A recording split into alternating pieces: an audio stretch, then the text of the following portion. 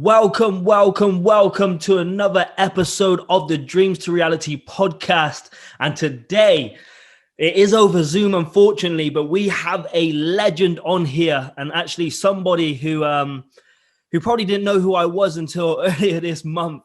But I listen to Mike Righteous on a regular basis just because of the wordplay and the things he talks about is very relatable to me. I do want to quickly say that today is not scripted whatsoever, bro. I want to chuck some questions at you just because from a fan and also some of the things you talk about. But I do want to say this, guys, if you don't have time to kind of watch this video, I know how life is. You can always watch it on or listen to it on Apple Podcasts and also Spotify as well. You will not want to miss this. With that said, Mike Righteous, how we doing, my friend?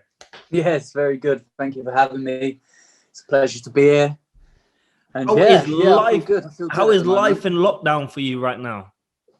Life in isolation. I think isolation is good for any of us, to be fair. I think there's some positives that can be taken from it. I think there's some negatives that can come with it. And I guess that's the battle. That's part of life, the battle of life, trying to find the balance. And it's also about knowing the benefits of sort of conquering overcoming yourself during those times when you feel most negative. So isolation can teach you quite a lot about yourself, and I think it's why sometimes we go through our lives trying to avoid being alone with ourselves.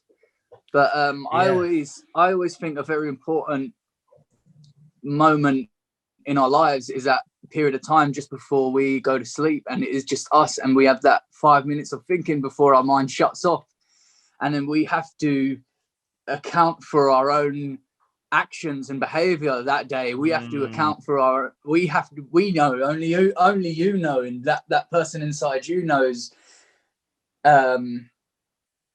Is that true though, or is that only because you have so much for the work you do, you have so much self-awareness?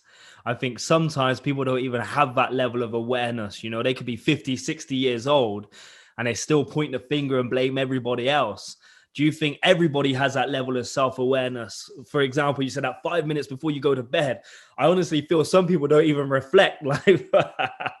Yeah, it's a bit of for me, being self-aware is about knowing yourself, and by knowing yourself, knowing others. It works sort of hand in hand. It's one and the same. So if you was to being conscious of how you feel in situations, it puts you in a stronger position, because you can sort of sympathize and resonate and relate to other people's situations a lot more, because you get this sense of I'll see someone in a situation, they'll tell me about their story, and sometimes it could bring me to tears because I could really feel myself in that situation. I could really put myself in that person's shoes.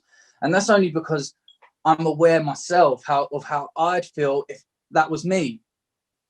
So becoming self-aware allows you to actually become closer to others. And I've in the last 2 years of my life, going down this journey of self-exploration, I think what that's done is that's made me a lot more humble, for one, and for two, understanding towards everyone else's situations. Whereas before, sometimes someone would do something and I just wouldn't understand it, or I just don't know.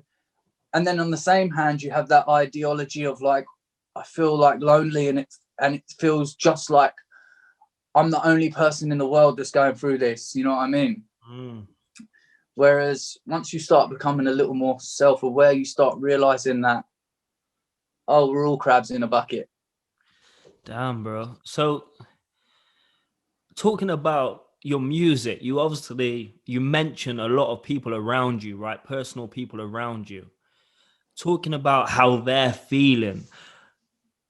You're putting yourself in a position where you could upset people with the truth, or at least your kind of side of it, or your perception of the truth. And the reason why I ask that is because with what I do, obviously going around speaking to many groups, obviously I do videos and stuff. I've upset a few people in my family because I've started to talk the truth, and it's not liked. How have you found that? Have you had kind of experiences where you said stuff and it's kind of came back to you on a personal level because you're doing it times, so many times, bro, so many times. I've Does that stop you from rapping about what you want to rap about, or do you still do it anyway? How do you overcome that? Like, talk to me, because that's a real... there's various levels to it. I could just be writing a tweet and think, who's going to get upset by this? Who's going to read this? How's this going to affect someone? And how important is this for me to say? And I think if it's something as crucial as telling the truth about a family member who doesn't want to accept their own situation, I think it's one of the best things you could possibly do. Some of my best friends are my worst critics. Yeah, you know what I mean? But that's why they're my best friends, because they're not a yes man. They're not someone that will sit around me and just say, "Yo, Mike, that bar was so hard." Oh my, they'll say, "I think you could do better," or "I think that could change." And I need those people in my life. So I would like to be that person that I'd need for other people. It says more about the person and identifying with their issues. So if you was to raise their own awareness to an issue that they're confronting, and they was to immediately react with some sort of, defense or denial, eventually it's down for them. Going back to what we said, when we go and rest our head on the pillow at night, they will know deep down that he's got a point. In their heart they were wrong. Yeah. And the truth is, if they cut you off for a month or 2 months or a week or 2 weeks, it doesn't matter to me, because I know I did what was right. It was the sacrifice. For me, being right and doing the right thing is as simple as following your gut and knowing in your heart, like, that was right. And also knowing in your heart that was wrong. Knowing when you can say, okay, that don't feel right. It usually isn't.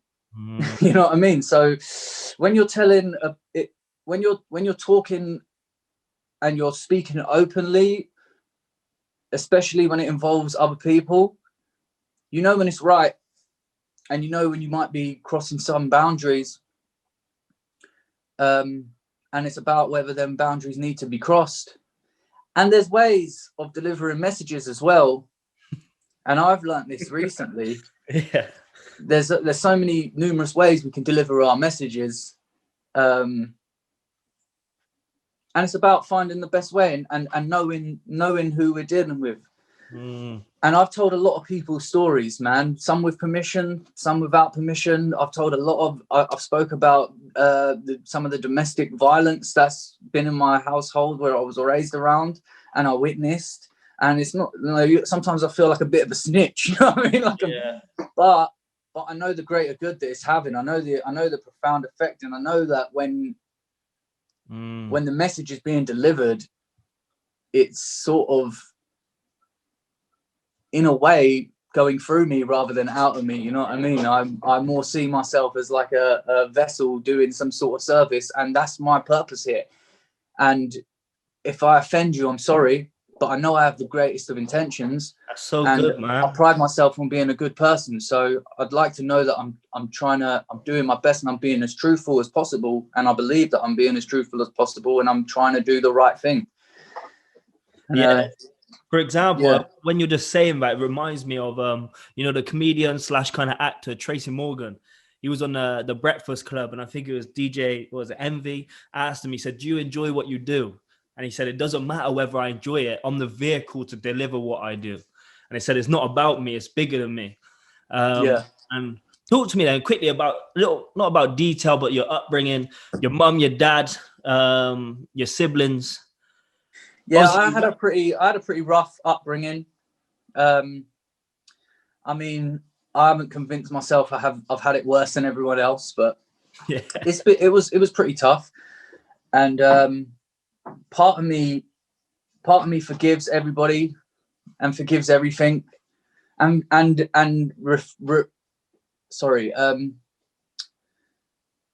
of me doesn't want to resist and sort of lets life do its thing with me.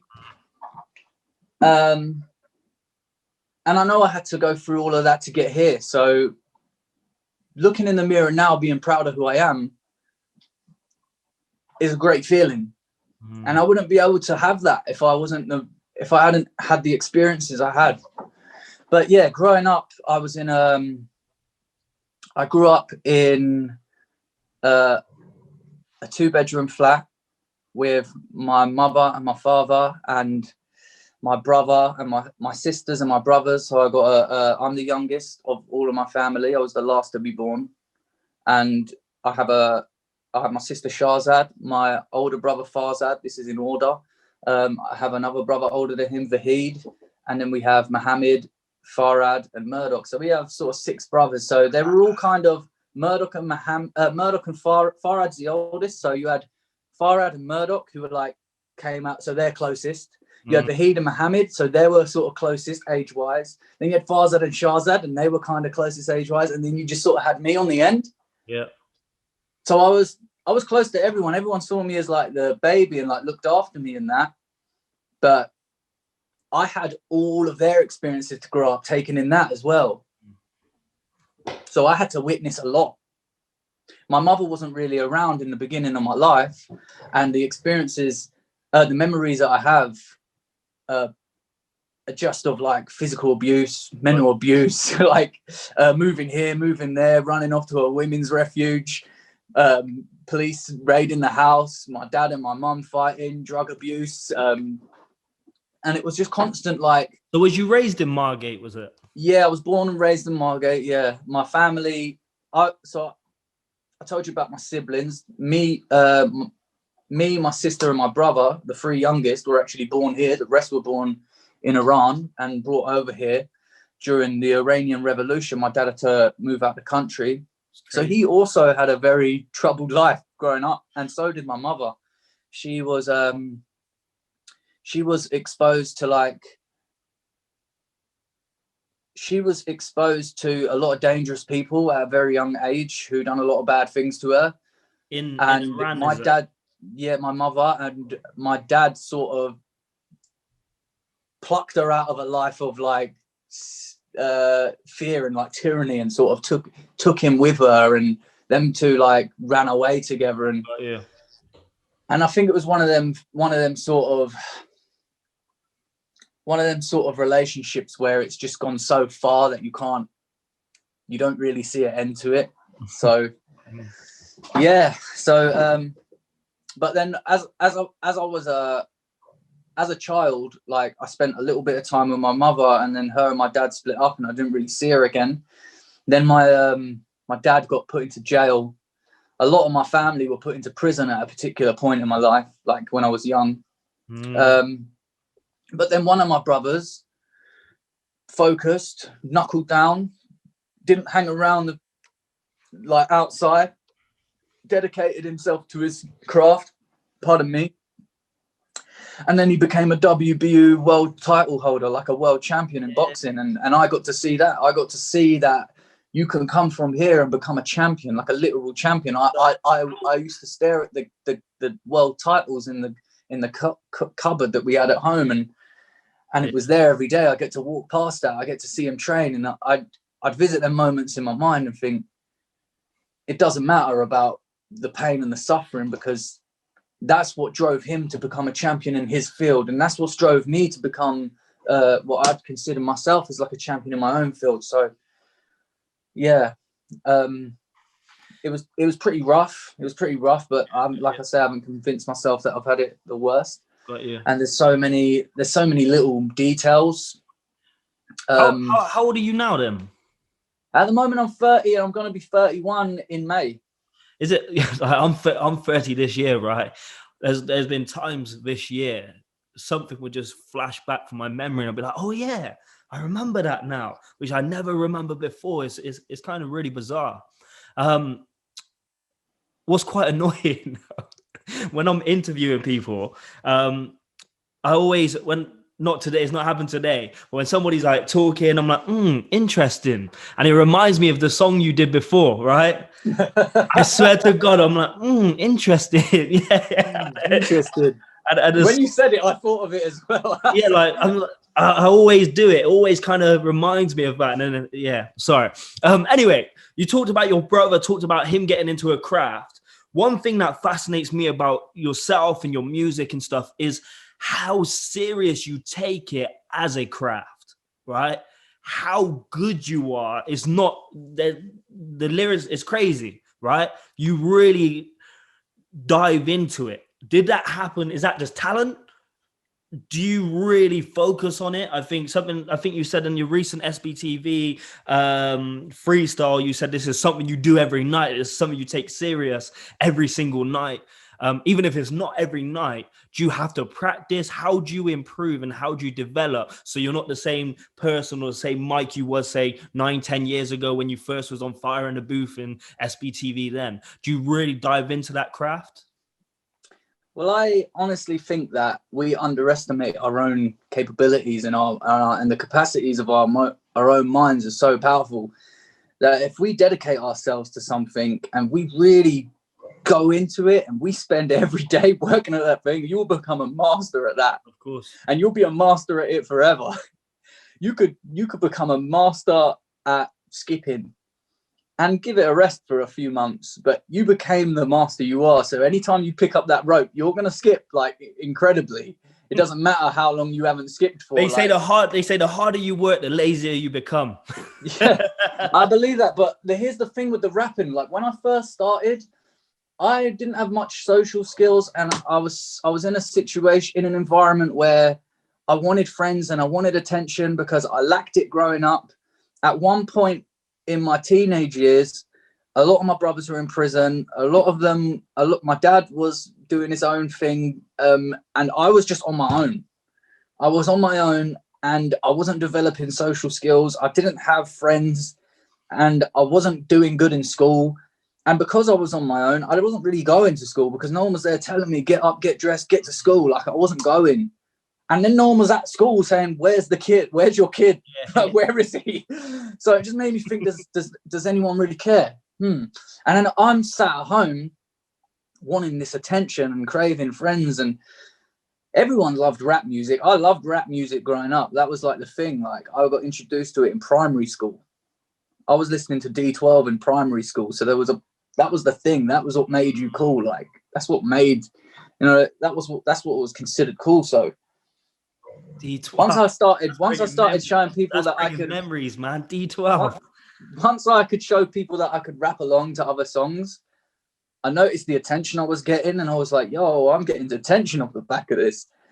And I noticed the better I was getting, the more attention I was getting. Mm-hmm. And I think it created like a cycle of like, oh, now I've got friends. Oh, now I've got food. Oh, now I've got fans. Oh, now I'm getting money. So it's just the thing of like, it just kept going. It just kept going.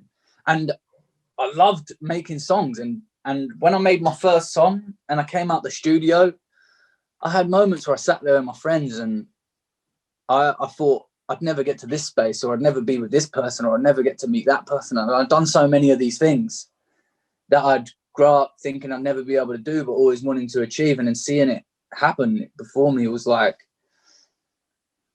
always sending me back to the studio, sending me back to the pad.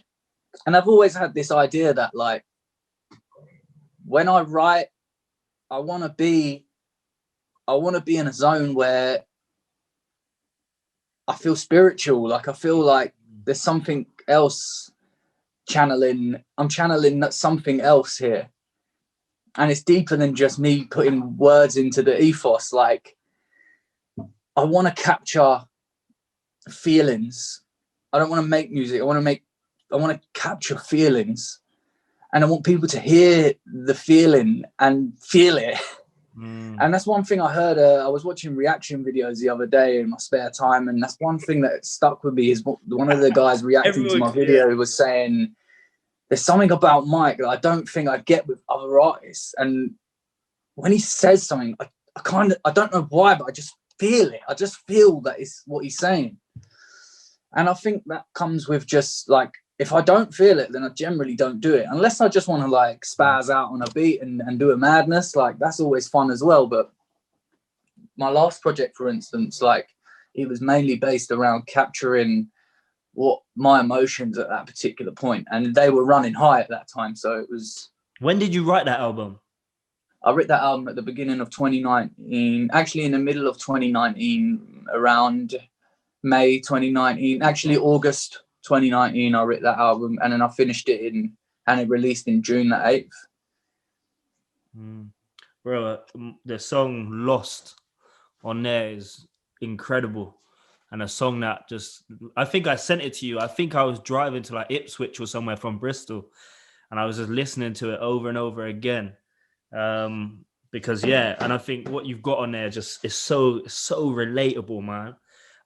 We get onto the album, but I think the first time I ever seen you looking now was 8 years ago. I thought it was a bit longer, but the freestyle on SBTV when you're sat in a car,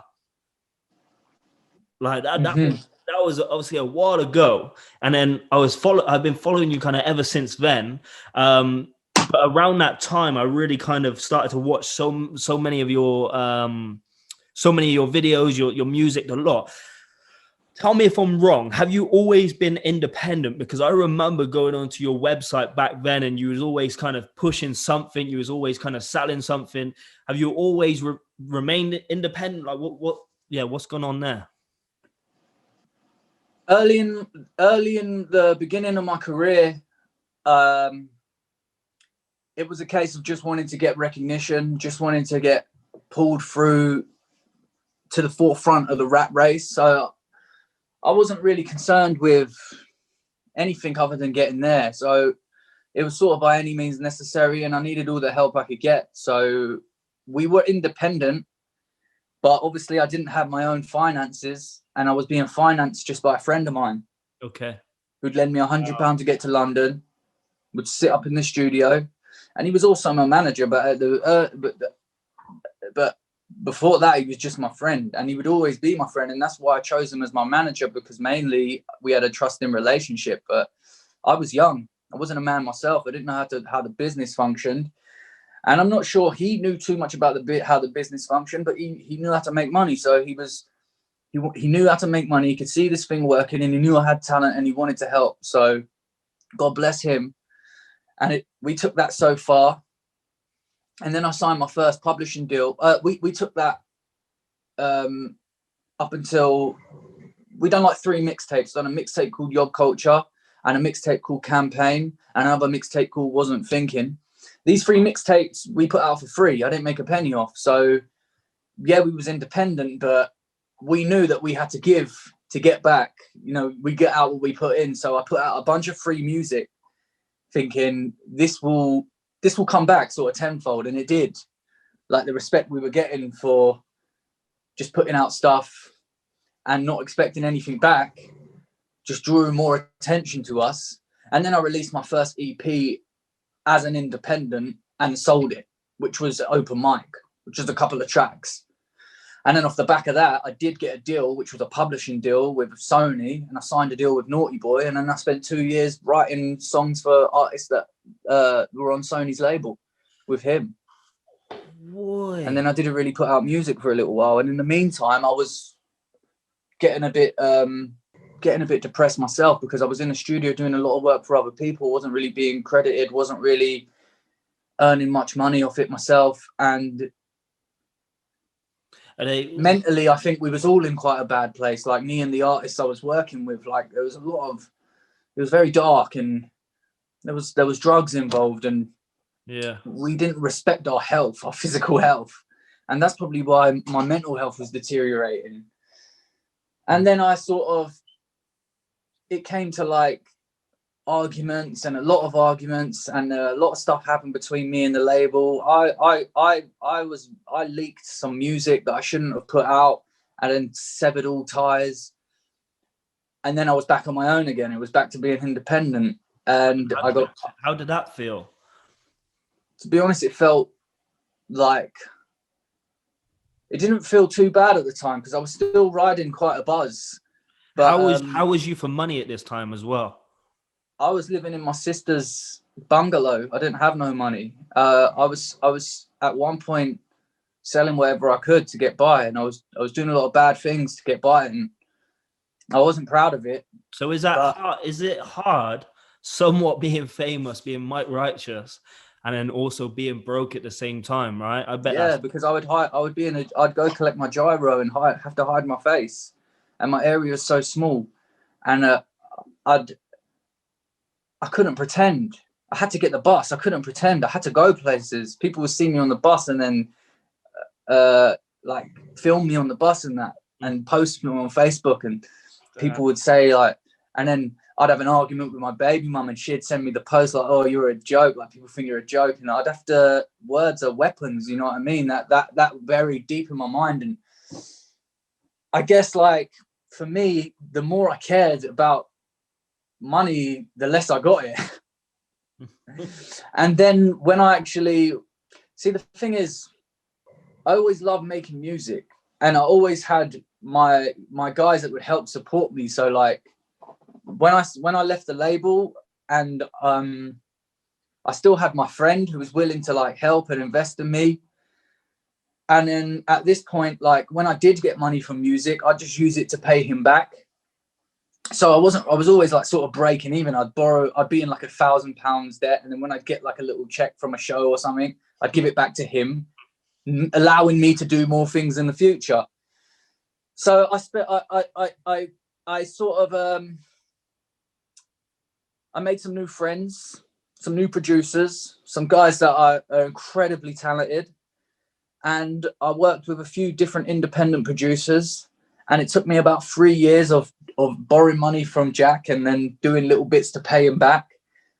And we made my first debut album, which was Dreamland. We produced it, we mastered it, we mixed it, we produced videos for it. We had money for advertising.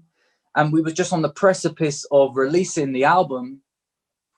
And at this point, when we have the product and it's like, hey, we can drop this now, we can drop this tomorrow, we can release this week, let's go. At that point, I was in about £15,000 debt with my friend who I was just borrowing money off. It was just racking up. And we weren't super confident that we were going to make all this money back. And at that period of time, we did have support. And it was at that point in time, I signed the masters away. I signed away 50% of the masters of Dreamland to Charlie Sloth. And Charlie Sloth turned around and reimbursed my manager at the time. What does that mean? What does that mean? What does that all mean? Sign the masters away. Basically, the album Dreamland, I sold 50% of it away. I gave 50% of it. I sold the rights to it. I gave the masters to Sony. So in a record deal, I produce. Let's say I sign an album deal. You're a record label. You sign me. You give me one album. I give you the album. You produce it. You fund it. You do everything. You give me all the money that I need to make it. Let's say you give me an advance. Here's your £100,000 advance, Mike Righteous.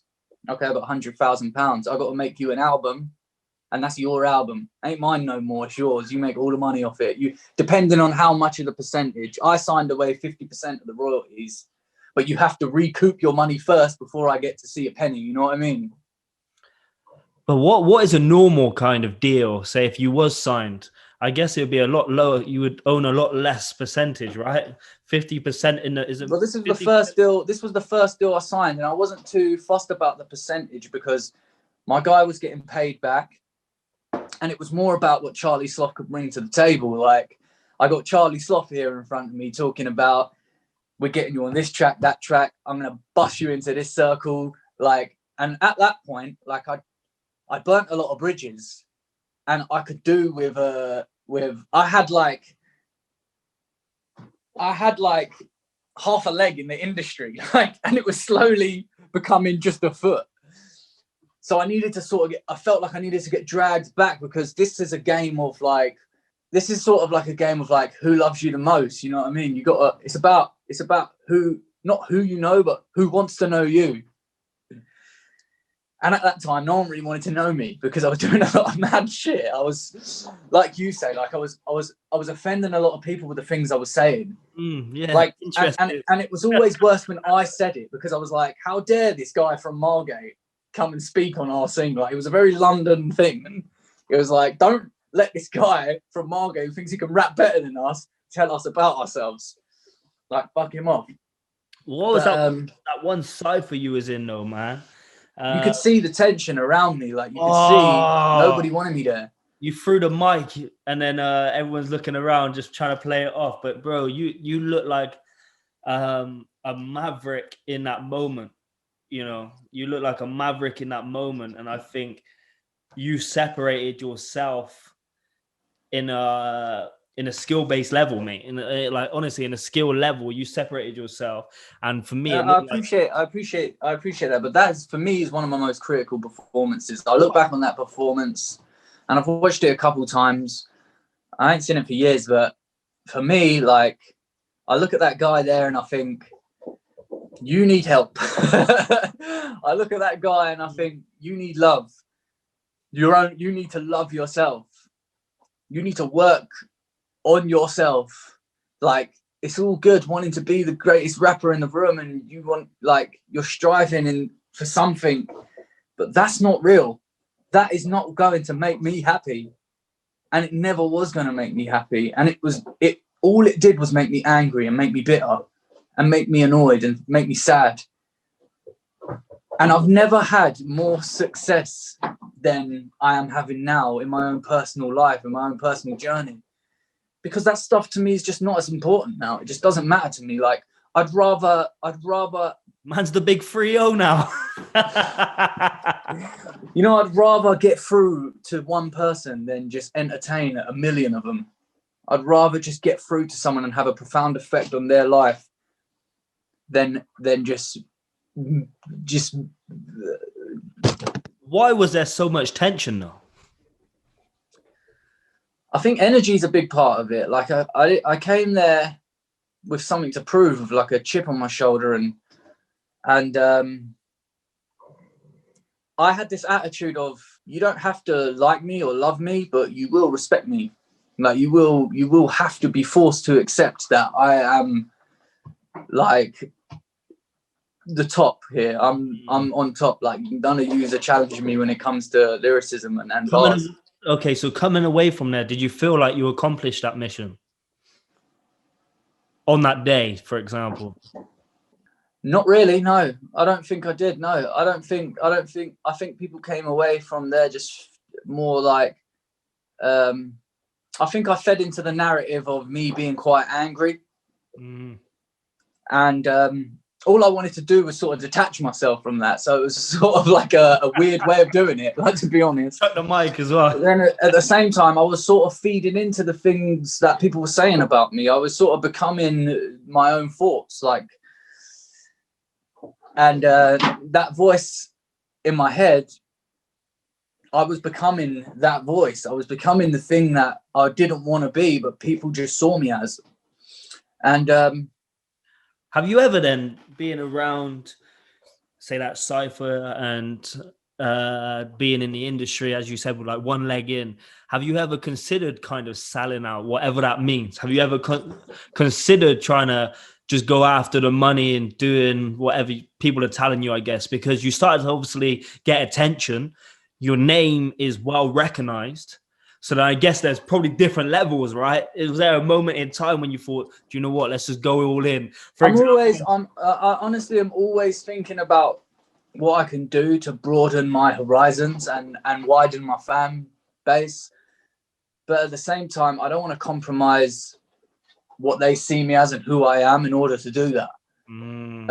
But then I also pride myself on being versatile and being able to get through to many different people. Not everyone can hear a song like Gone and resonate with it because there's so much in it.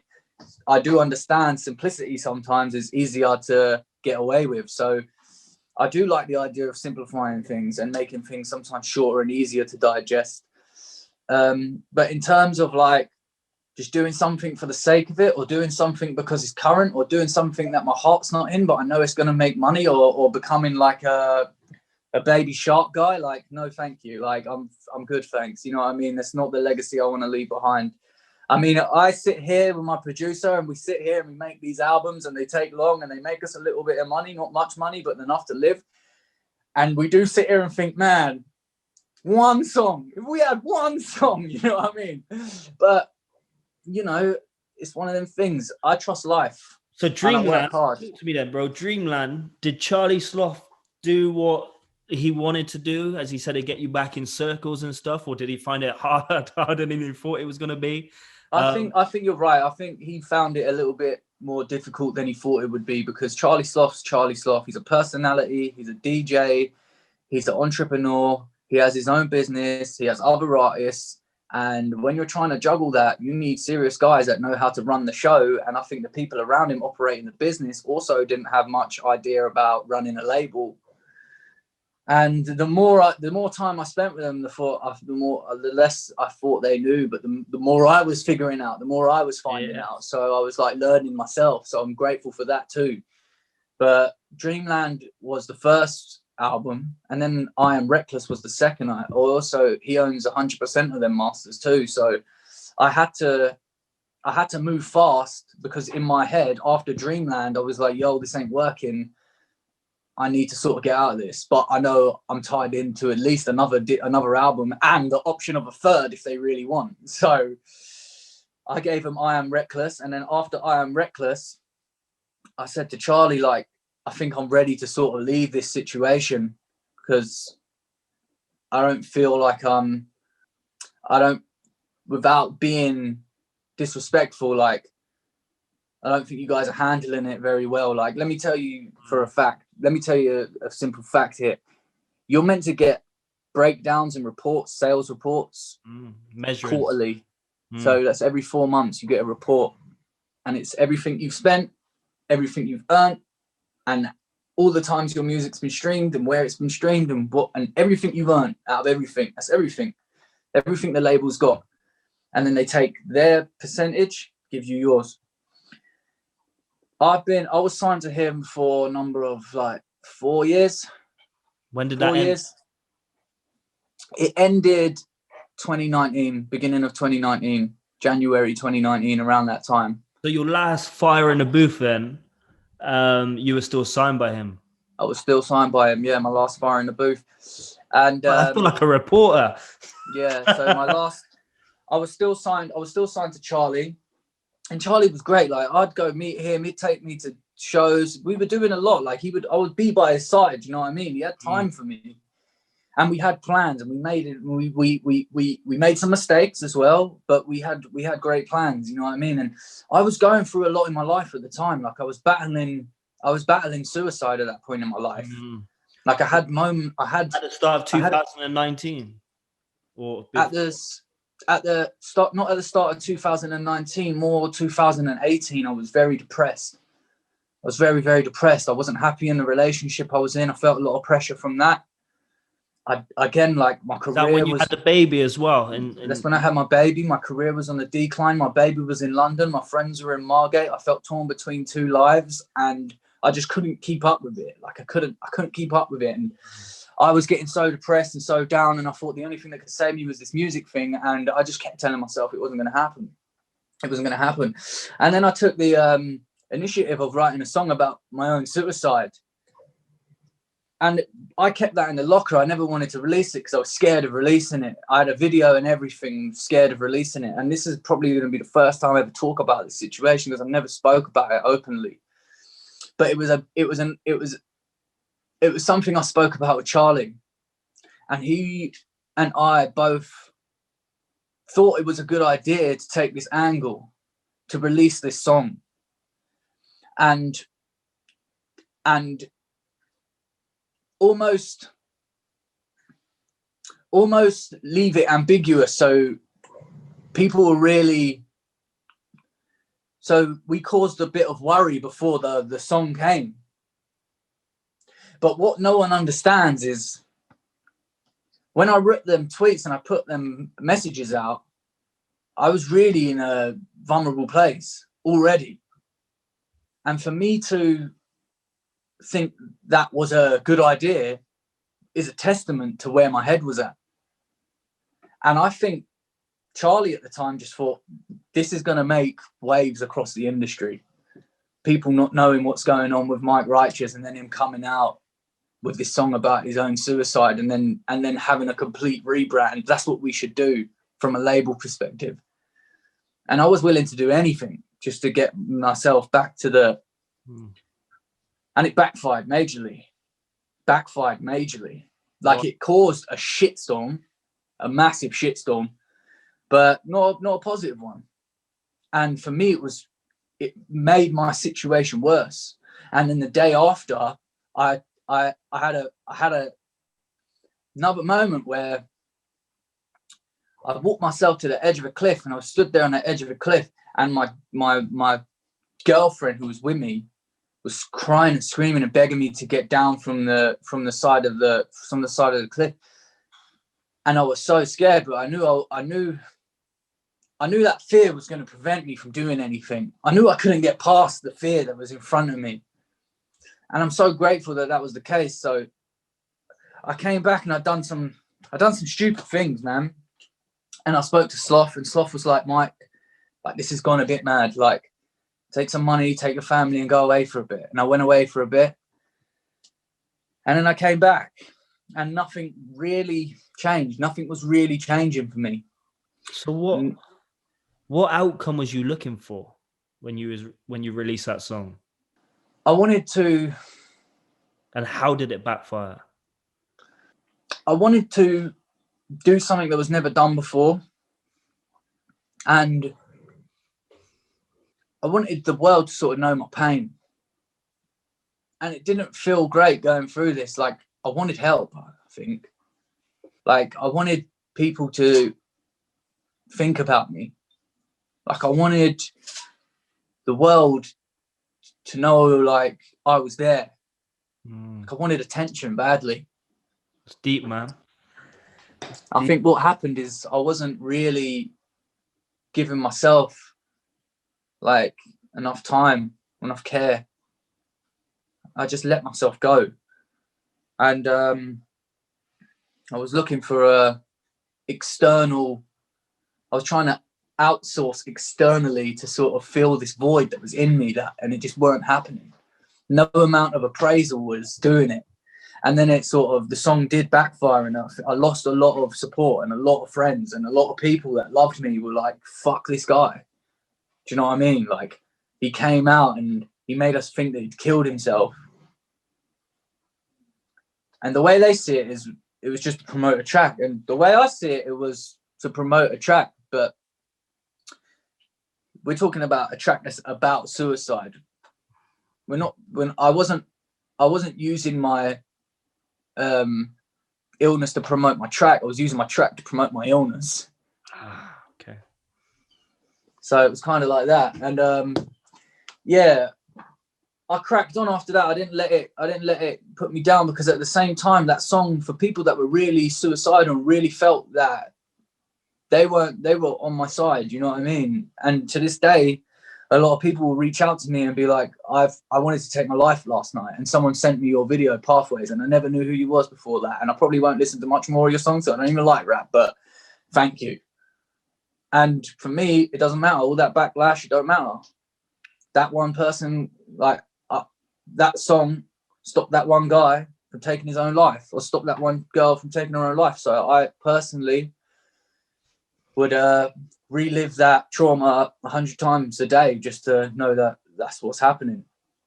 And so yeah, moving forward to the song on your album Lost, just even kind of looking at the lyrics there, and I mean, I got myself when I'm driving singing, you know, like, it's deep, bro. It's deep stuff, man.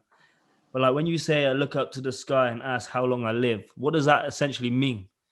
And then I've been in similar situations to what you're talking about, and I got a young family and stuff. And then there's like another side where it's like, I feel like I got too much to give. But then I also feel like does that make sense? I help so many teenagers, but then I'm also going through my own struggles and my own battles. So it's like it's kind of two sides to it in a way. But I think I wanted people to know that I was okay. And I think I wanted people to hear that song and sort of not worry too much about me, and know that I valued my life, and know that I appreciate like myself, and at the same time I don't blame anyone else for what's happened. And I'm asking for forgiveness for the things I've done, and I'm looking up to whatever's up there, just space, the universe, the creator, whatever it is that makes this magical thing tick. Like, I would like to just I'm asking, like, give me some time here, because like I'm really starting to turn this around. I'm starting to value this now, and like I just need to know how long I've got here, because I'm really starting to enjoy this experience for every bit of pain it is. I can see that today, man. I can just see that today. I mean, the energy you're kind of sharing with us, and the energy I feel from you is a positive kind of energy, where it is kind of like, we're not in control of this. What can we do? And it's okay. And I think sometimes, as you said, when you're so focused on money, you don't get any. And so I think that's the problem. Like, I was going through all these things, bro, and I wasn't making sure I was all right at the end of it. I was putting myself in situations that were like volatile and not good for my own well-being, and then just walking off like it was nothing. Like, I wasn't actually stopping to make sure, like, I absorbed what happened. I took in what just happened to me. Like, and that goes back to my childhood. Like, I never thought about the things that happened to me when I was a kid. Like, and I never actually made sure I was okay with it. Like, and I have to revisit the darkest parts of my childhood and be like, it's all right. It's actually all right, Rocky. Like, I go back to times where I'd suffered like a lot of abuse growing up, like serious abuse. And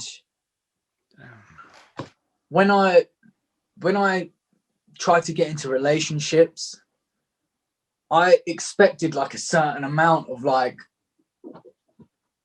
I guess, love, and I put a lot into it. And if I didn't get that back, I'd try even harder to get it, and that would just put more people off.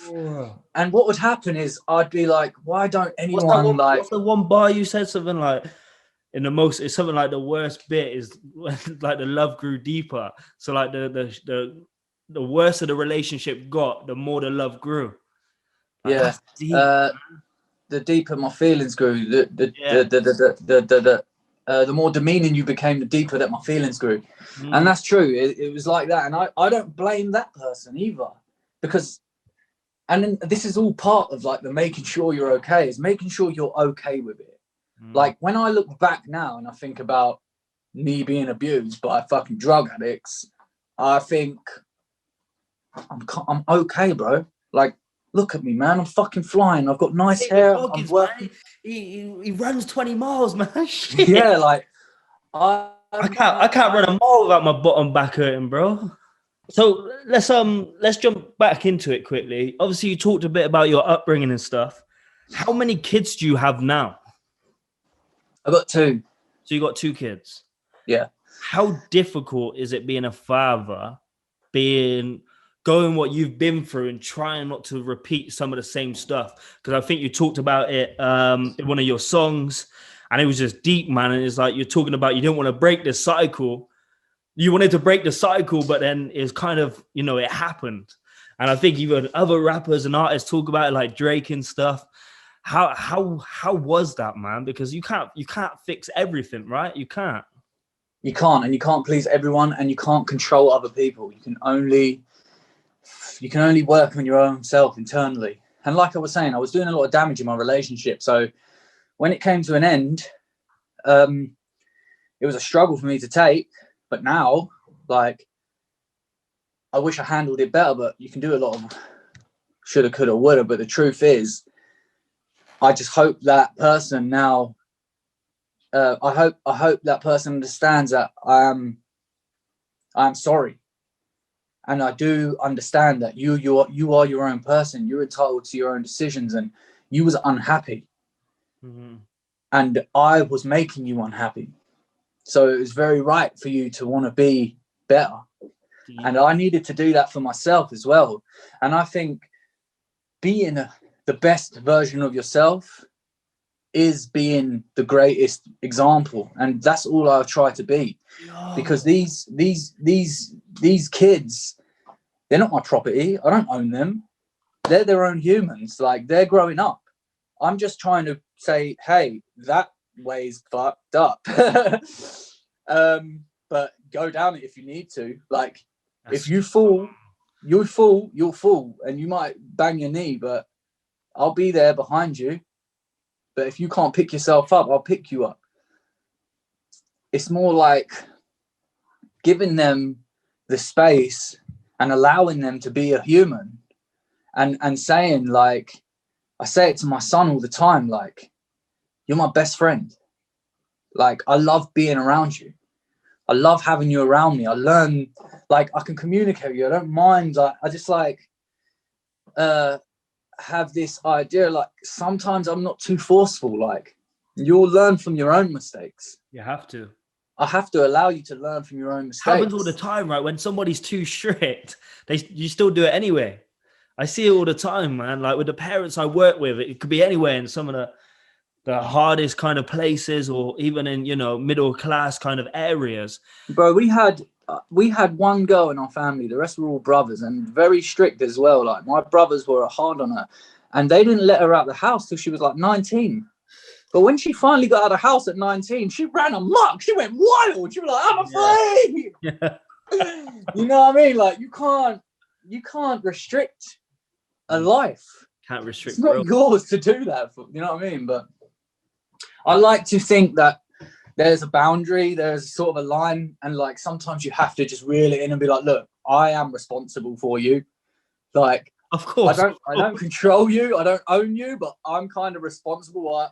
I brought you here, so I don't know what the analogy is. I think it's Osho, and he talks about a flower. A flower is most beautiful when you look at it and just let it blossom.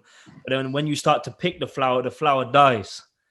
And I think that's so strong. And I think so many people do that in relationships as well. They want to change the person to be what they want them to be, but it's actually now I have this thing of, like, my ex partner, and she's a great mum, but she'll call me and she'll be like, this kid's gonna drive me crazy, and I'm like, he don't act like this when he's with me. Like, he never plays up. He never like I kind of give him. You have to give him respect. Like, if you want him to talk to you better, you have to talk to him better. If you want him to not grow up and think it's okay to shout at people, you can't be going around shouting at people. You have to lead by the example. And anytime my son's in my presence, like, I'm fully aware, I'm fully conscious. I'm conscious of the language I use. And that doesn't mean I start speaking all posh in that. Like, I'm conscious of the language I use. And in fact, I'm more liberated because I don't want to act like these words don't exist. I don't want him to act like I talk differently. Like, I want you to hear and see me for everything I am, and realize that it's okay. You know what I mean? Like, there ain't no rules to being a person. Like, everyone's different. So everyone is different. Yeah. So that's your son, and I guess you've also got a daughter, right? Listening to the album. Do you have a relationship with your ex there, or is it still quite toxic? Obviously, which you talk about, because you can't listen to that album and not get moved by it. Does that make sense? Like, yeah. How is that? Yeah, it was. To be honest, like, I made that song because I had no idea when I'd see my daughter again. And I didn't know if anything would happen to me. And I didn't want anything to happen to me, like go out and get hit by a bus and my daughter have nothing. So I wrote that song. For her and only her. Wow. So when she grows up, she can hear it. And I want her to, I know it's a sad song, but I want her to know, like, how much emotion I had for her. You can't hear that song and think that person didn't love me. So it doesn't matter to me. I don't want to burden them. If they're happy now, they're happy now. And if they're happier without me, then that girl's a great mum. She's an amazing mum. And I know that me being in the picture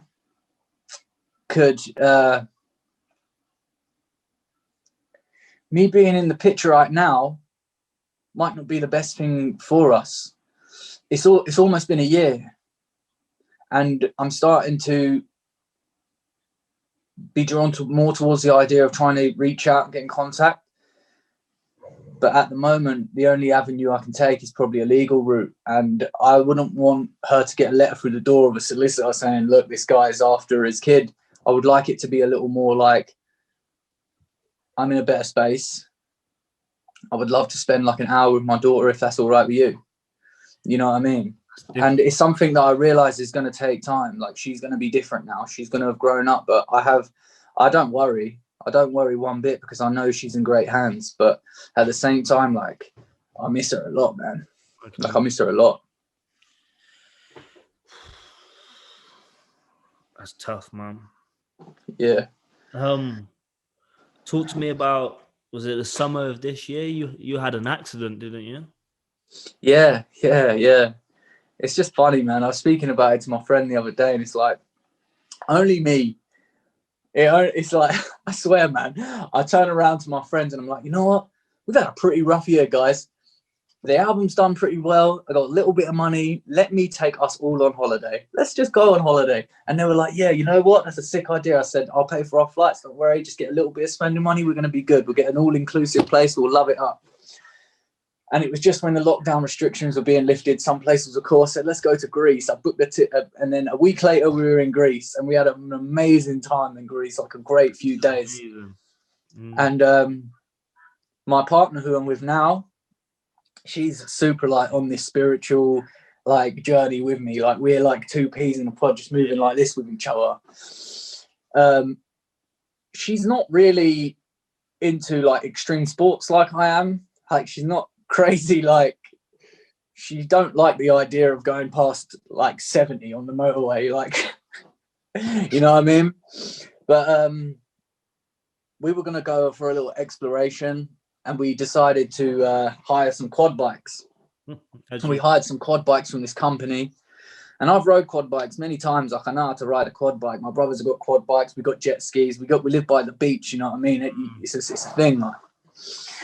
And I feel bad, because I know that she's not the type to ride quad bikes, but it's kind of like, we're going out on quad bikes. You're going to have to come and get on the back. You know what I mean?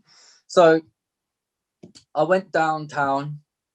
I was excited. I got up early in the morning. I was like, yeah, getting my quad bike today. Boy. I popped down, got to the place, which is like 50 kilometers from, not 50 kilometers, like 50 meters away from our hotel. I go there, sign my little thing. I get my quad bike. I get on it. They tell me about the quad bike. I'm like, yeah, cool, whatever. Yep. Did you have to hand over your passport? No, I kept that. I turned around. I went back to the hotel on the quad, and it felt robust. Like, it felt big. Like, I was like, maybe it's just big and robust. And like, you came quite wide to turn. I was like, okay, this is not like any other quad bike I've rode. It's a bit different. So let me take it slow. I've gone back to the hotel, picked her up, and I said, like, shall we go out on it now while it's early and there's no cars about, to get a feel for it? And if you don't like it, we'll just mug it. You know what I mean? She was like, yeah, cool. She came, got on the back, and we went 1 kilometer. It was like, yeah, okay, we're feeling this. Pick up the speed a little bit. You know what I mean? It was a pretty much straight road. And after about 1 kilometer, I picked up a bit of speed, and I realized that the quad bike was sort of veering to the left of the road. And I was like, yo, what the fuck? This ain't right. So then I started to turn the handlebars sort of to the right, but it was still veering to the left. And I know how quad bikes work, like the steering column came loose. And I think the steering column, which is attached to the wheels, when that comes loose, it doesn't matter which way you steer. The wheels are just going to go with the way of the road. So I'm like, right, fuck, we need to slow down. Started slowing down. As I'm slowing down, there's an oncoming car, which is on the left. And we were just sort of veering to the left at a slowing down pace. What happened is I was slowing down slightly, and I thought we're going to either just miss or just clip the car. And we just clipped the car. The car slid off to the right, hit a wall, completely ripped off the car, but the couple that were in the car were completely fine. We went flying. I remember hitting the floor, and my whole thing is like, don't be dead. Like, I straight away, as I was hitting the car, I was thinking, please don't die, please don't die, please don't die, please don't let her die, please don't let my girl die, please have no one die. Like, just, I'll lose an arm, whatever it is, like, but don't let us die. And I remember thinking this, and I hit the car, and as soon as I hit the floor, I stood straight up, because I was like, am I dead? Like, you ain't dead if you stand up. So I stood up, and then I looked around, and I just had to think, oh no. And I couldn't hear Shah, and I couldn't see Shah.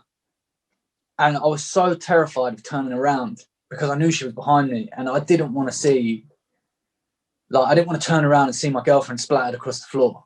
Got you. So I just froze, and I just stared at the wall, and I was like, until I hear her, I can't look. And then I just heard on the floor, like, a Rocky. And I was like, oh, I turned around, I saw her, and she was on the floor, sat up, and then she had a laceration. You hear she shout at you, why are you staring at the wall? She had a laceration around her private area, and when I turned around, there was already a couple of pints of blood on the floor, and she had gone bright pale. And then I went to take a step towards her, and then I just crumbled. And then I thought, whoa, what happened? I looked at my leg, and my leg was hanging out of the socket. Oh my God. My left leg was not attached to my body anymore. And then I was like, fuck, I need to call Jim. So I called Jim, and my mate, and I was like, Jay, I've crashed a quad. And he was like, no way. And I was like, brother, please get here as fast as you can. Like, we're in trouble. And then people started coming, passers-by started pulling over. One of them was a lifeguard, and he started applying pressure to Charlotte's wound. Charlotte broke her foot. She dislocated her toes. She had 2 fractures in her back, and she had the laceration around her private region. And basically, I remember this woman at the scene looking at me and saying, like, are you all right, sir? You're all right. And then as she was talking to me, I'm seeing her mouth move, but it just sounded like she was 100 miles away. And then I was like, mate, I don't know what's happening here. And I looked down at my leg again, and this time it had gone purple, like filled up with blood, swelled up and went purple. And I was like, I don't feel good here. Like, I started getting dizzy, and then I went and laid down next to Shah, and Shah was like, oh no. And then I held her hand, and I said, just be all right, just be calm, just relax.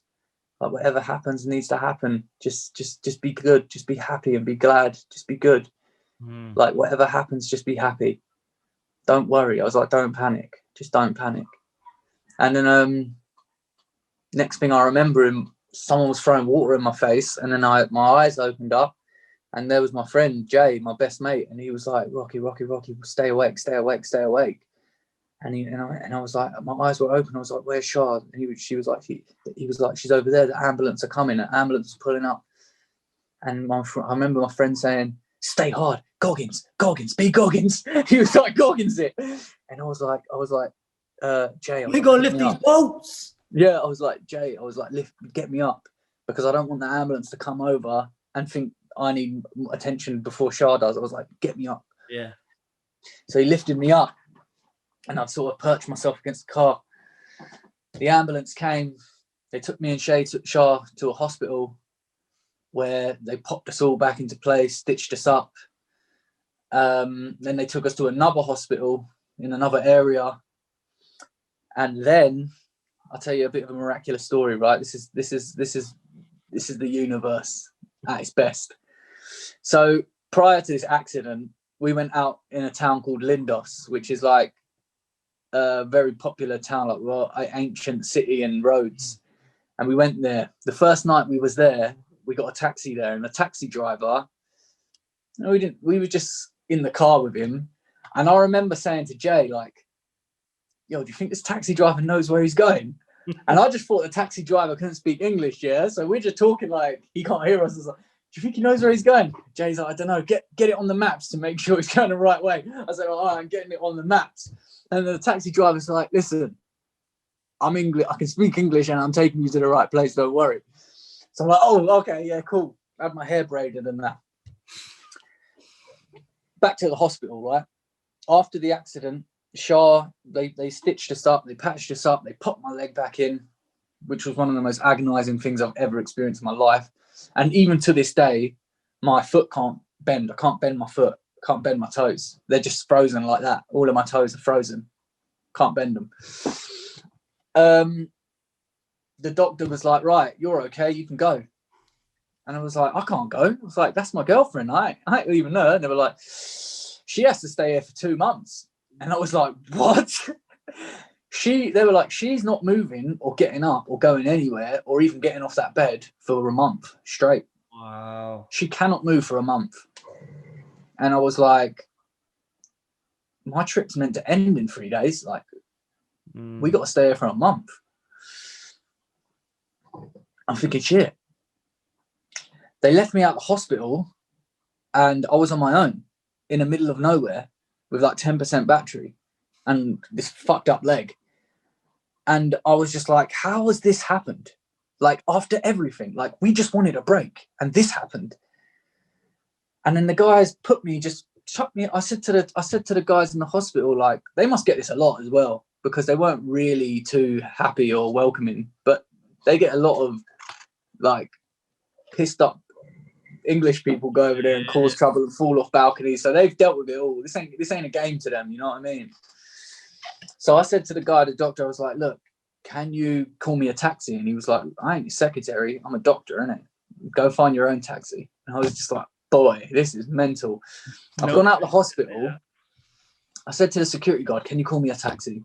He called me a taxi and he said, the taxi's going to be here in an hour. And I thought, what? Oh. This is going to be the longest hour of my whole life.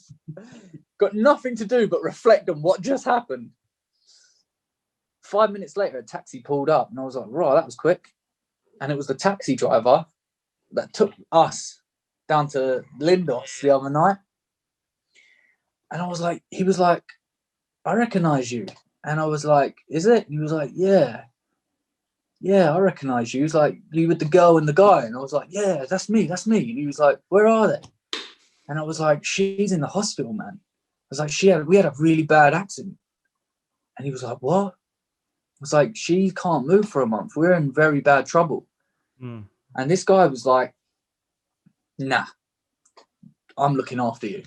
This taxi driver picked me up from the hospital, helped me find accommodation, came and see me every single day in the villa, helped me get a hospital bed, helped me get a wheelchair, took me out for dinner.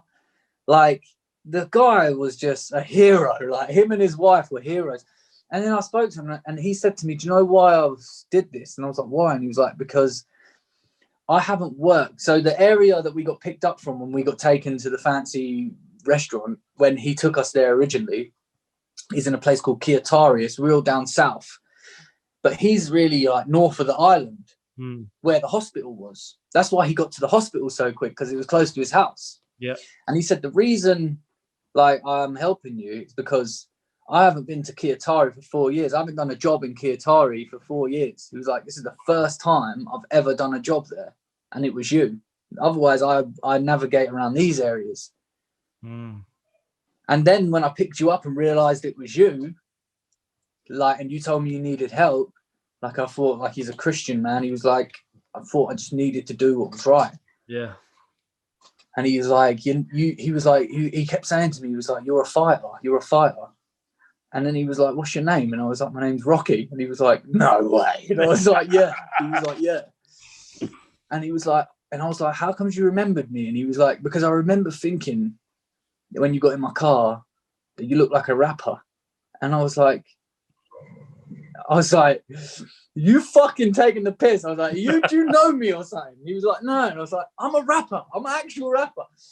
And he was like, what? I showed him my videos on YouTube, yeah? Which one did He'd you come down, he'd be singing my songs and that. He'd be talking about because I love you and this and that and the other, like. And it was just for me, it was like every cloud has a silver lining. You know what I mean? Like, and there was an angel watching over our souls that day. You know what I mean? Like, so the big question is, how much was your bill? bro, that was another thing as well. Like, I was in the hospital. That's the first thing I think about is, do you have insurance? I didn't have insurance, bro. I didn't think I need it. I'm so stupid. I ain't gonna lie. Like, Charlotte's mum terrorized me. Like, I bet this will make you think twice about going away and not having insurance. I just put Suicycle out. So it was the first time I ever made money off something independently that I'd invested in myself. Didn't borrow money off my mate. Didn't borrow money off Sloth. I just done it myself. And I was like, ha! I've done it myself, and it was the best album I ever made, and it was the most successful one. I think I'm going to be good. Let me take my friends on holiday. Then I get hit with his bill, and it's like, and then on top of that, the guy from the quad company's calling me like, oh, yeah. Oh, I don't care. I just want half the money for the quad. I ain't going to take you to court. And I was like, I'm going to take you to court. I'm taking you to court. And he was like, nah, I'm taking you to court. I was like, nah. And then on top of that, the doctor said, you can fly home, but she needs to fly home on a stretcher. So I'm starting to think, how can I get us home with a stretcher? And I start looking at air ambulances, private planes, doctors that can accompany us, and airlines that will allow a stretcher on board. And the cheapest travel home with the private doctor, with the stretcher, with the air ambulance, the cheapest I could get was like 15 grand. No, sorry. It was 25 grand, but I had like 15 grand that I had from my album. And at that point I was like, fuck it, I'll put all of it in there. But that still ain't enough. And not knowing that still ain't enough, scrambling, just having been hit by a car, looking at my paralyzed girlfriend, thinking, how the fuck do I get out of this foreign hospital, which has pigeons, rats, and fucking flies and blood all over the place?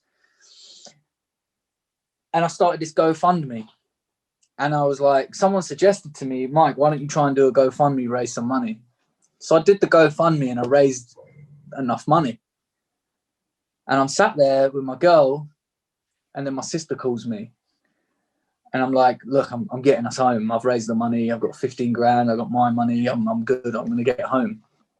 And Shahzad, my sister, was like, this ain't you. Like, you ain't a runaway type of guy. You're not a jump on the plane and get home so everyone can like merely coddle you, you know what I mean, and make you feel better.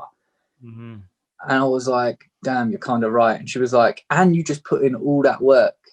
And she knows that I was saving that money because if I ever did need to go to court to see my daughter again, like, I had the finances there. And she said that to me. She was like, if you spend all this money now, it's going to be a while before you can see Talaya. And I was just like, you're right.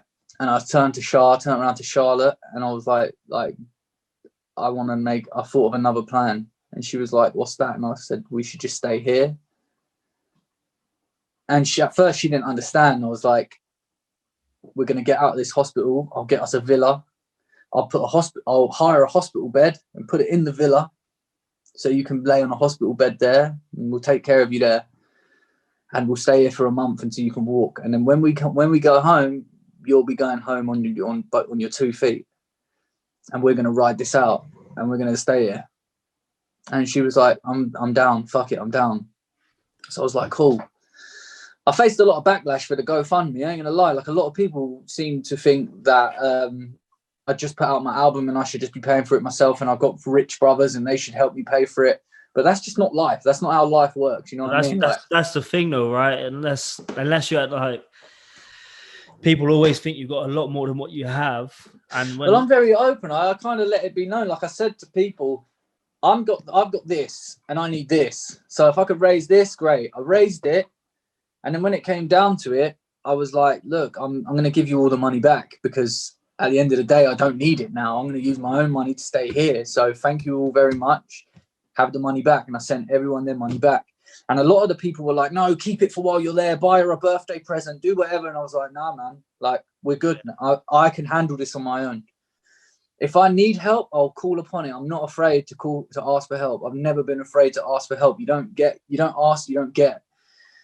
But I just come up with another plan where I didn't need it. And to be honest, it worked out for the best. Like the taxi driver, Savas, he was there every day helping me. He helped me set up the bed. And we was going to and from the hospital so she could have her stitches removed, so they could check on the improvements on her back and how her foot had healed, take the cast off her foot. And at that point, I was walking around the hospital with a busted leg myself. Like I shouldn't have even been on my leg walking. I'm looking at the pictures now. Yeah, I shouldn't have even been on my leg walking, but not only was I walking around, but I was cleaning my girlfriend's like shit and piss and showering her. And on top of that, I was going to get all the documents, running up and down the hospital to try and get us flights home, and trying to get x-rays and trying to speak Greek to people, like using Google. And then my foot actually turned purple and swelled up. And then the doctor stopped me in the hallway and was like, get on the bed and stay on the bed for a bit. Like, you need to stop because we're going to have to cut your leg off. And then Charlotte was like, can you stop? The doctor said to me that I wasn't going to walk for like 6 weeks. 2 weeks later, I was running along the beach. I was back training again. So I wasn't ready to let anything like stop me from being the hero of my own life. Like when it comes down, the level of resilience you have, man. And I think, what you've been through, this was just another obstacle, and it's about that grounding again, right? Trying to stay neutral, no positives, no negatives, right in the middle. And exactly. When you have such a high positive of your album, paying it for yourself, the success of your album, it's like, this is the world's way to try and humble you again, to bring you back down to the now. I think I needed it as well, because I had that sort of like that mentality of like, oh, I did the thing I wanted to accomplish. Like, I need to come up with something else now. I need a new goal. And you get a bit sad because you're like, I did the goal. I accomplished the goal. What's left? I need to make something. Then? Talk to me.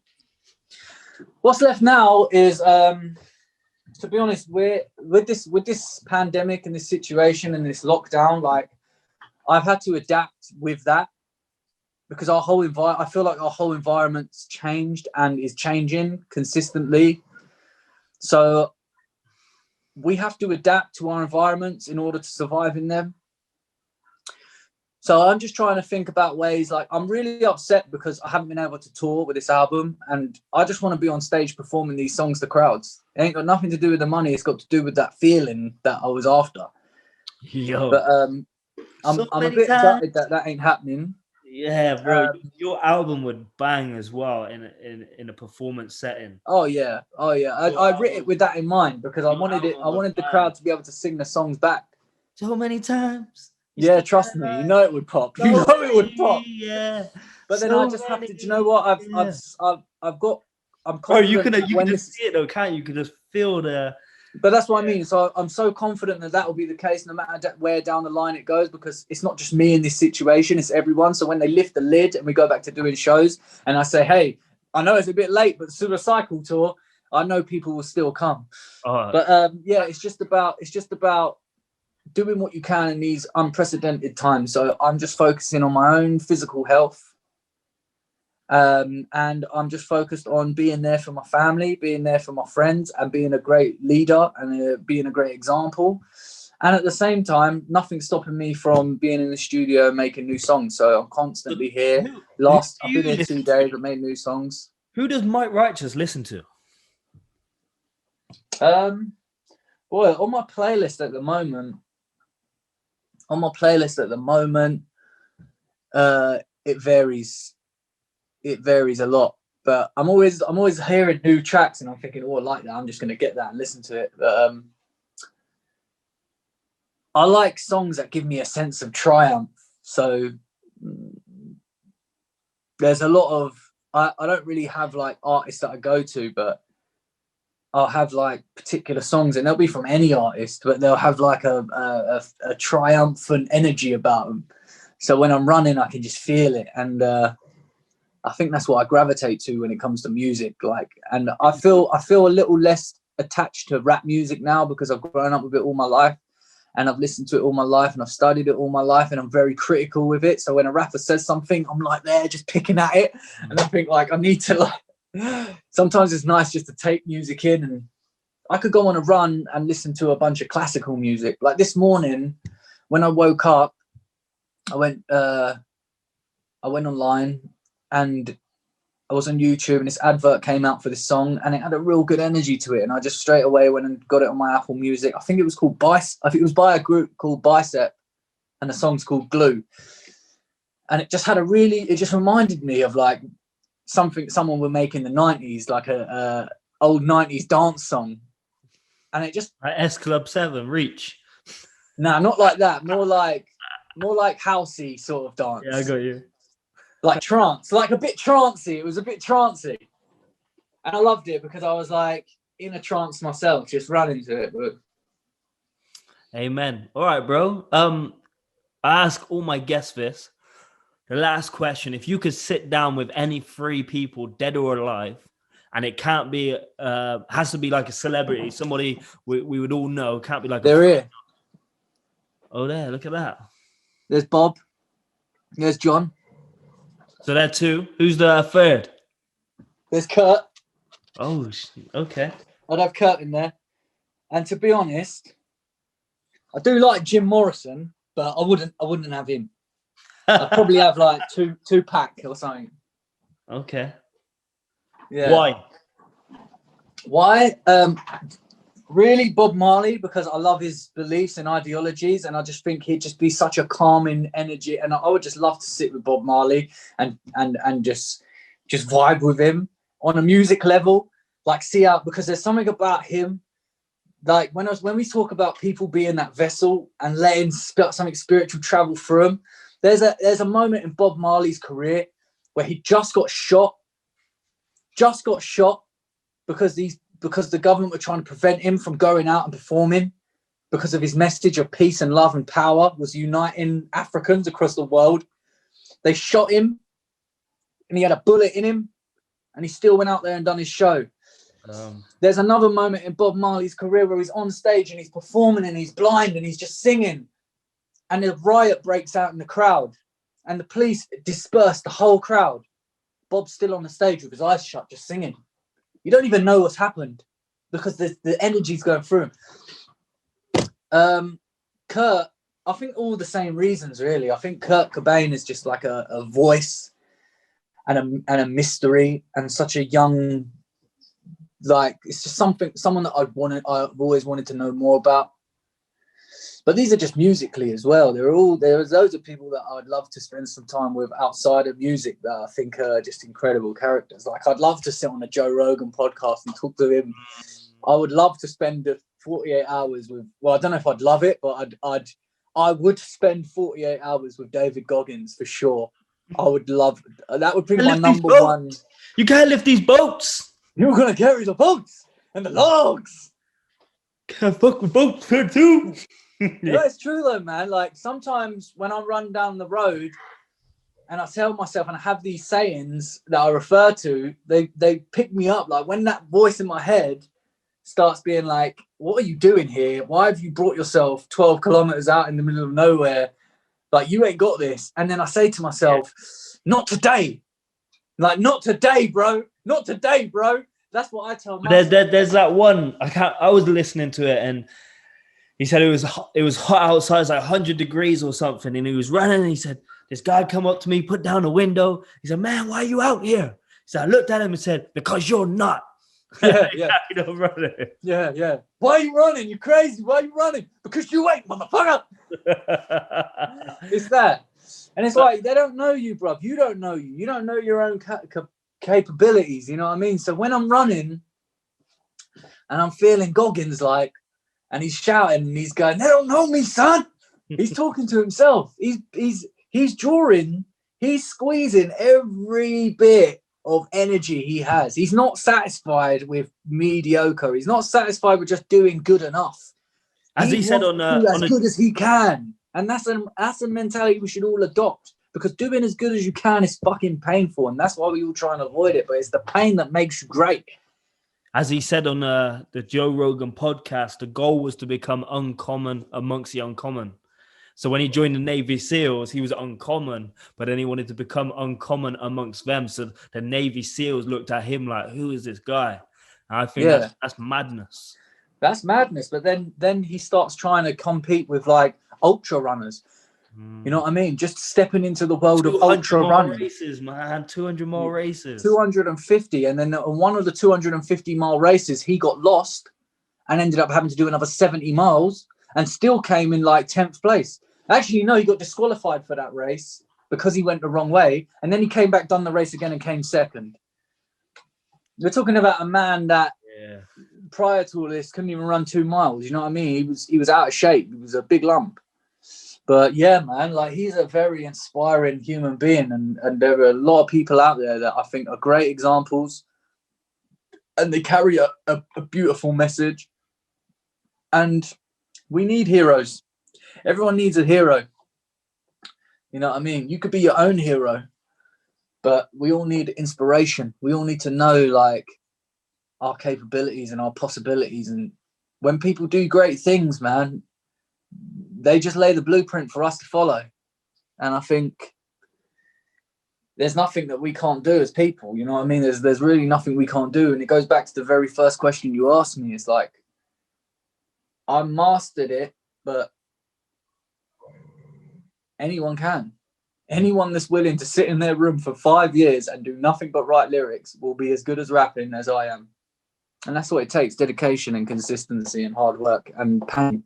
And I was speaking to my brother this morning and he was like, I love a bit of pain. I need to go out and find a good old bit of pain because I ain't had it enough in a while. And I thought, yeah, man, sometimes you have to just welcome it with some open arms. And that's where I'm at in life. That's deep. Anyway, man, I just want to say a massive thank you for your time. I would say where can people find you, but the truth is they're not going to type it in off the podcast. So what I'll do is I'll link it all in the description. But bro, deep, man. I think we touched on so many different topics there, and hopefully I've done your fans and my fans justice about hearing your story. Well, I don't do these things often, and there's a reason I don't do them often, because I need to feel a personal connection with someone before I just start talking to them, because I don't really trust the internet too well. You know what I mean? Like if someone reaches out on the internet and they say, hey, would you like to jump on my podcast? Like I'm usually like, let me dig a little bit and find out who this person is, because you could just come here and you could troll me. You could have brought me here and then just been like, yeah, you're a little mug, you know what I mean? Like, but then I checked you out and I saw some of the stuff you was doing, and I was man, really, still don't really follow great. me though. Do I not? Nah, bro.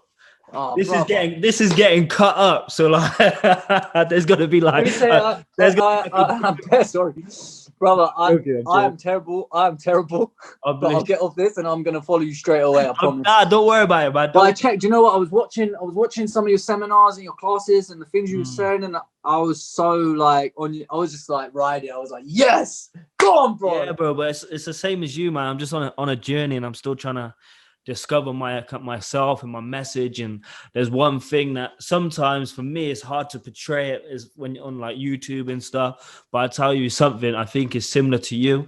When I step up on stage and do what I do, it's a different kind of level, and people can feel it. And especially in the UK, if you say stuff, you're like, oh, that's corny, man, cliche, da. But when it comes from the heart, people feel it. And I mean, kids and teenagers, they're ruthless. So they rip you apart and they're telling you. It's a nerve-wracking thing, man. Just walking up in somewhere and just talking. Like, this was nervous for me. Yeah. Like, talking. It's this difficult thing, man. And to lay it out on the line and go and do that, like, respect to you, sir. Like, mad respect. Have to, yeah, bro. Thank you for having me, man. It's only the start, right? Because we've been through stuff a lot of teenagers are going through. I mean, bro, I've worked with the most vulnerable teenagers in the UK, people who have been through abuse, sexual abuse, people who are, you know, you name it. I work with them, and it's difficult, man. It really is Yeah. difficult, and sometimes you're trying to carry them through, and it's all about a path, isn't it? And I think Yeah. why I listen to your music, and it's similar to why I listen to J. Cole really in America, but a lot of his kind of older stuff, especially his kind of first mixtapes and stuff, is just because it's that journey and there's something to relate to and something you can reflect on. Even if you can't reflect to 100% of it, there's still going to be 60, 70% of it you can. Do you know what I mean? I have been through that situation you've been through, but even like, as we said there, looking up to the sky, like, bro, I remember there's times like when man's been ready to do it all in. Do you know what I mean? Like, and yeah, it's hard, man. It's hard. Quick though, you missed the question though, bro. How much was the bill from Greece? It was too much, man. It was too much, but it was a lot of like individual things. So I don't even want to look back at it and then add it all up. I don't even want to do that. Like, I have a weird relationship with money. Like, it comes and I'm like, yo, where did this come from? Yeah, spend it. I'm the same. And then I go and spend it, and it just gives me the motivation to get it back because it's gone. And then I'm like, yo, it's all gone. Oh my God, I got to get it again. But the thing is, like, since I've detached myself with the relationship with money, like, I've seemed to have found it easier to get it since I've become less like money orientated. Got you. You know what I mean? Amen. But then a part of me does understand the financials and the business and the freedom that comes with it. And I do like to help where I can with who I can. And a lot of that money I was spending, like, it was just really spent on keeping me and my girl safe. So I would spend it a million times over. Yeah, definitely. But I don't know, all in all, like, if you want the round figure, like, it's probably close to like £10,000. For that whole trip, that whole holiday, probably cost about £10,000. Right, listen, I'm going to wrap it up, then I'll stop recording. We can just catch up after that. So I just want to quickly say, guys, thank you for another episode of the Dreams to Reality podcast. You know, in life, there's two tables. There's one table full of excuses, and there's another table full of results. You can sit on one table, but you cannot sit on both. Make sure you check this out. Comment, like, share, do all the good stuff. And I will see you all very soon. Bye-bye. Thank you, bro.